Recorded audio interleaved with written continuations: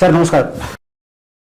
അസമിൽ ഭുവൻ കുമാർ ബോറ വളരെ പരിചയസമ്പന്നനായ കോൺഗ്രസ് നേതാവാണ്. അദ്ദേഹം പലതവണ MLA ആയിരുന്നിട്ടുണ്ട്, സംസ്ഥാന അധ്യക്ഷനായിരുന്നിട്ടുണ്ട്. അദ്ദേഹം കോൺഗ്രസ് വിടാൻ ഒടുവിൽ തീരുമാനിച്ചു. ചാഞ്ചാടി നിൽക്കുകയായിരുന്നു.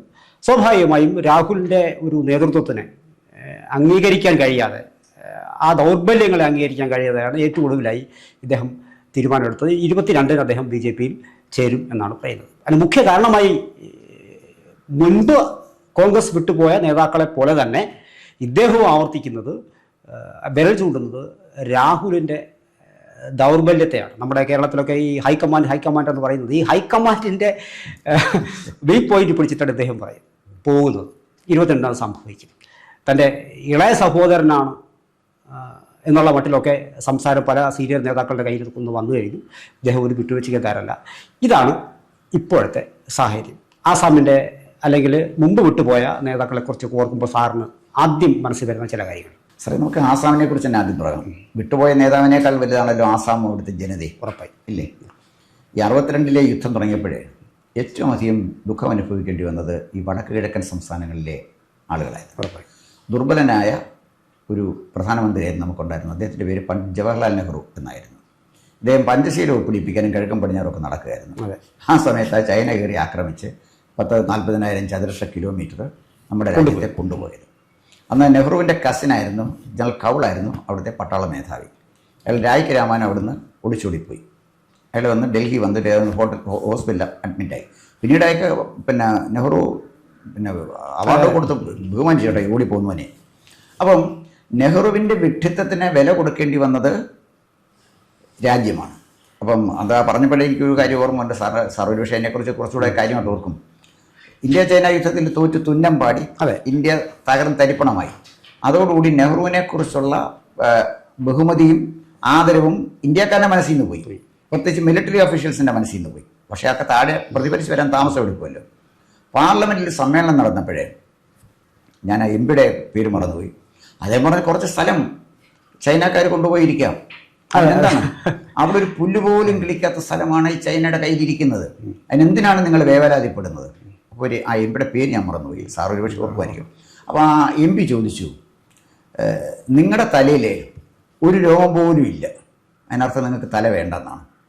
നെഹ്റുവിനോട് ചോദിച്ചു. അന്ന് നെഹ്റുവിനോട് ഇതാരും ചോദിക്കത്തില്ലായിരുന്നു. നെഹ്റു അനുഭവിച്ചു വന്ന മാനസിക സംഘർഷം വളരെ വലുതാണ്. താൻ കെട്ടിപ്പൊക്കൊണ്ടുവന്നൊരു വലിയ ഇമേജ് ജനങ്ങളെ തെറ്റിദ്ധരിപ്പിച്ചും ചരിത്രത്തെ തിരുത്തിയും പത്രക്കാരെ കയ്യിലെടുത്തും നെഹ്റു കെട്ടിപ്പൊക്കിക്കൊണ്ടുവന്ന വലിയൊരു ഇമേജുണ്ട്. ആ ഇമേജ് തകർന്ന് തരിപ്പണമായി 62-ലെ യുദ്ധത്തോടുകൂടി. അപ്പോൾ അതിൻ്റെയും തിക്തഫലം അനുഭവിക്കേണ്ടി വന്നത് വടക്ക് കിഴക്കൻ സംസ്ഥാനങ്ങളാണ്. ഇപ്പോഴേ കഴിഞ്ഞ ഫെബ്രുവരി 14 ഒരു വലിയ സംഭവം നടന്നു. അസാമിലെ ദിബ്രുഗഡ് എന്ന് പറയുന്ന സ്ഥലത്ത് NH-37 നമ്മൾ ഒരു വിമാനം വന്ന് ഇറങ്ങി. C-130 യുദ്ധവിമാനം, വലിയ കൂറ്റൻ യുദ്ധവിമാനം റോഡിൽ വന്നിറങ്ങുകയാണ്. നമ്മുടെ NH-66 ഇറങ്ങുന്നതിൽ ഇറങ്ങുകയാണ്. 4.5 കിലോമീറ്റർ നീളത്തിലാണ് റൺവേ നിർമ്മിച്ചിരിക്കുന്നത്.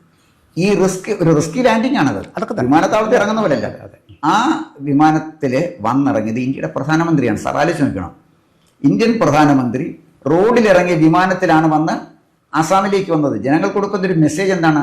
വിമാനത്താവളത്തിലല്ല വന്നത്, നാട് റോഡിൽ വന്ന് നാട്ടുച്ചയ്ക്ക് ഇറങ്ങി ഇന്ത്യൻ പ്രധാനമന്ത്രി ഫെബ്രുവരി 14. അപ്പോൾ അത് കൊടുക്കുന്നൊരു മെസ്സേജ് ഉണ്ട്. ഉറപ്പായി നിങ്ങൾ ഇന്ത്യയുടെ ഭാഗമാണ്.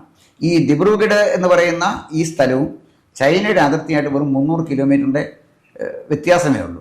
പിന്നീട് എന്താ നടന്നത്? സുഖോയ് യുദ്ധവിമാനം ലാൻഡ് ചെയ്യുന്നു, പറക്കുന്നു, ടേക്ക് ഓഫ് ചെയ്യുന്നു.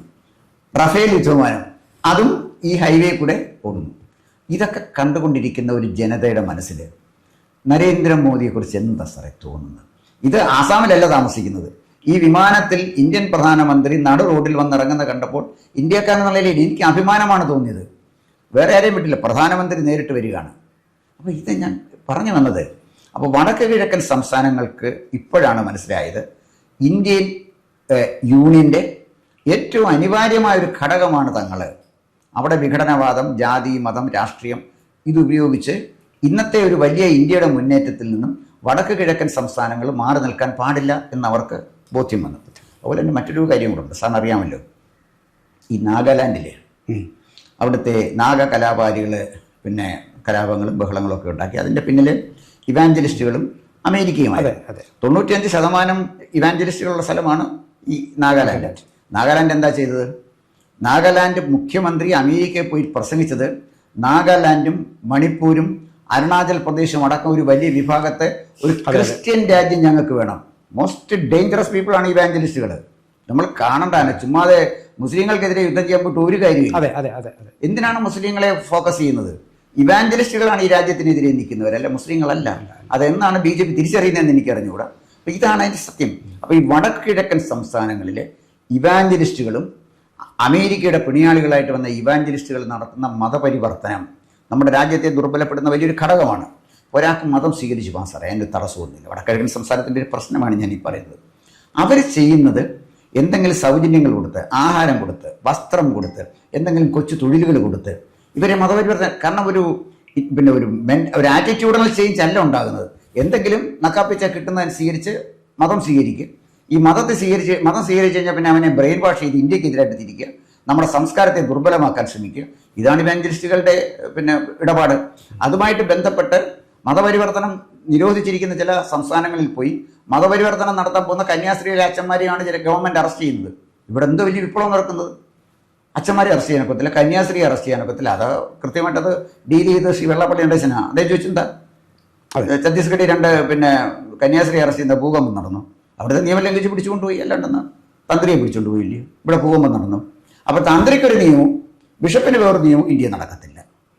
ആ ബോധം ഇന്ത്യയിലെ ഭൂരിപക്ഷ സമൂഹത്തിനുണ്ടായി എന്നതിൻ്റെ പ്രതിഫലനമാണ് വടക്ക് കിഴക്കൻ സംസ്ഥാനങ്ങളിൽ കണ്ടുകൊണ്ടിരിക്കുന്ന ഈ മാറ്റം. സാറ് പറഞ്ഞ പോലെ ഇപ്പോൾ അവിടെ ഹിമന്ത വിശ്വാസ് അല്ല, അദ്ദേഹം പറഞ്ഞത് ഇത് ഒരു വിധത്തിൽ ഖർവാപ്പസിയാണെന്നാണ്. അപ്പോൾ എനിക്കിപ്പോൾ ഇത് തോന്നുന്നത് എന്താ സാറേ, ഇപ്പോൾ വടക്ക് കിഴക്കൻ സംസ്ഥാനങ്ങളിലെ നേതാക്കൾ മാത്രമല്ല, ഇന്ത്യയിൽ ഒരു കാലത്തിന് ശേഷം ഇപ്പോഴാണ് ആൾക്കാർക്ക് ഒരു ബോധമുണ്ടായത്. വാസ്തവത്തിൽ രാജ്യത്തിന് ഇങ്ങനെയും ചില നേതാക്കളെ ആവശ്യമുണ്ടെന്നും രാജ്യം സഞ്ചരിക്കേണ്ടത് മറ്റൊരു പാതയിലാണെന്നും ഒക്കെ നമ്മുടെ ഇപ്പോൾ പ്രായം ചെന്ന നേതാക്കളെ ആദ്യം എടുക്കാം.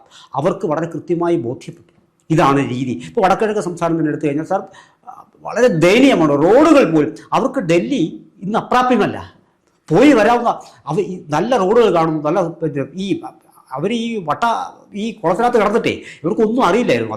ഇപ്പോൾ രാജ്യത്തിൻ്റെ പല ഭാഗങ്ങളിൽ ഇപ്പോഴാണ് ഞങ്ങൾ ദേശീയ ധാരയിലുള്ളതെന്നും ഭാരതീയൻ എന്നൊരു ചിന്ത പോലും അവരുടെ ഇടയിൽ മുട്ടിട്ടത് ഈ 2014 ശേഷമാണ്. വാസ്തവത്തിൽ അത് 2014 ഇപ്പോൾ അധികം വർഷങ്ങളൊന്നും ആയിട്ടില്ല.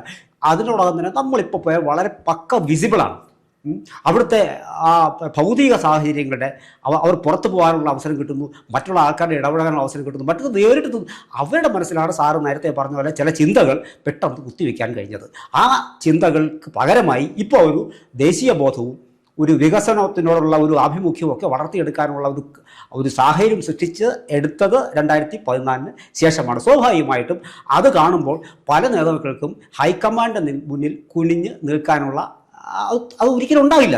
ക്രമേണ അവർക്ക് പെട്ടെന്ന് വിട്ടുവരാനുള്ളത് സ്വാഭാവികമായി വിട്ടുവരാനുള്ളൊരു സാധ്യത പെട്ടെന്നുണ്ടാവില്ല. പക്ഷേ എങ്കിലും പോകെ അതിൻ്റെ ഒടുവിലാണ് ഇദ്ദേഹവും ഭുവൻ കുമാർ ബോറ എന്ന് പറയുന്ന ഈ മനുഷ്യനും ഒരു കാരണത്തിലും വിട്ടുവീഴ്ചയ്ക്കില്ല എന്ന് പറഞ്ഞുകൊണ്ട് പോകുന്നത്. എത്രയോ കഴിഞ്ഞ ഒരു 2019 ശേഷം എടുത്തു കഴിഞ്ഞാൽ പോലും ഒരുപാട് നേതാക്കൾ, സീനിയർ നേതാക്കൾ, ചെറുപ്പക്കാരായ ആൾക്കാർ, ജ്യോതിരാദിത്യ സിന്ധ്യ വരെ ഇപ്പോൾ ഒരുപാട് നേതാക്കൾ കോൺഗ്രസ് വിട്ട് പോകുന്ന ഒരു സാഹചര്യമാണ് ഉള്ളത്. ഇന്ത്യയിൽ ഒരു അപവാദം എന്ന് പറയുന്നത് കേരളം മാത്രമാണ്. കേരളം മാത്രമാണ് വാസ്തവം. എനിക്കെപ്പോഴും പലപ്പോഴും തോന്നിയിട്ടുണ്ട് സാർ, ഈ മനുഷ്യനെ ഇങ്ങനെ കുരങ്ങ് കളിപ്പിക്കുന്നതിൽ വലിയ പങ്ക് കേരളത്തിലെ ഒരു നേതാവിനുണ്ട്. വലിയ ഒരു നേതാവല്ല, KC വേണുഗോപാലിനുണ്ട്. ഇപ്പോൾ പലപ്പോഴും ഞാൻ തോന്നിയിട്ടുണ്ട്. നമ്മൾ കഴിഞ്ഞ ദിവസങ്ങളിൽ നമുക്ക് ഇവിടെ കേരളത്തിലെ പത്രമാധ്യമങ്ങൾക്ക് ഏറ്റവും മോശക്കാരനായ ഒരു മാധ്യമ പ്രവർത്തകർ എന്ന് പറയുന്നത് അർണബ് ഗോസ്വാമിയാണ്. അദ്ദേഹത്തിൻ്റെ ഒരു വീഡിയോ, ഞാൻ 10-15 മിനിറ്റ് വീഡിയോ, അദ്ദേഹം ഒന്നും പറയാതെ, സാറ് കണ്ടിട്ടുണ്ടാവുമെന്ന് എനിക്ക് തോന്നുന്നു, അദ്ദേഹത്തിൻ്റെ ഒരു വീഡിയോ ഞാനൊന്നും പറയുന്നില്ല, നിങ്ങൾ തീരുമാനിക്കൂ എന്ന് പറഞ്ഞുകൊണ്ട് ഇപ്പോൾ ഈ പാർലമെൻറ്റ് സെഷനിൽ രാഹുലിൻ്റെ ചില കോപ്രായങ്ങൾ മാത്രം അദ്ദേഹം വിഷ്വൽ എടുത്ത് കാണിച്ചുകൊണ്ട് അദ്ദേഹം ഒരു സൈഡിൽ നിൽക്കുകയാണ്. ഇതൊക്കെയാണ് ഈ മനുഷ്യൻ. ഇയാൾക്ക് എന്തോ സാരമായ തകരാറുണ്ട്. അടിയന്തരമായി ചികിത്സയും കാര്യങ്ങളും കൊടുത്തില്ലെങ്കിൽ പലപ്പോഴും ഈ സാധാരണക്കാരായ ഭാരതീയന് മനസ്സിൽ തോന്നുന്ന രാഹുൽ ഗാന്ധിയോട്. കാരണം വളരെ സങ്കടകരമായ ഒരു ബാല്യത്തിൽ കൂടിയാണ് അദ്ദേഹം കടന്നു വന്നതെന്നുള്ള സത്യമാണ്. ഒരുപക്ഷെ പിന്നെ നമ്മളെപ്പോലെയൊക്കെ ഒരു സ്കൂളിൽ പബ്ലിക്കായിട്ട് പഠിക്കാനും കുട്ടികളുടെ ഇടപഴകാനും ഒക്കെ അദ്ദേഹത്തിൻ്റെ വിദ്യാഭ്യാസം തന്നെ അങ്ങനെ ആയിട്ടുണ്ടാവും. ഒരു പ്രത്യേക മാനസികാവസ്ഥയിൽ കൂടിയാണ് നടന്നത്. പക്ഷെ അത് പിൽക്കാലത്ത് രാജ്യം സഹിക്കണമെന്ന് പറയുന്നത് വലിയൊരു ഗതികേടാണ്. അങ്ങനെ സാധനങ്ങൾ തോന്നിയിട്ടുണ്ടോ?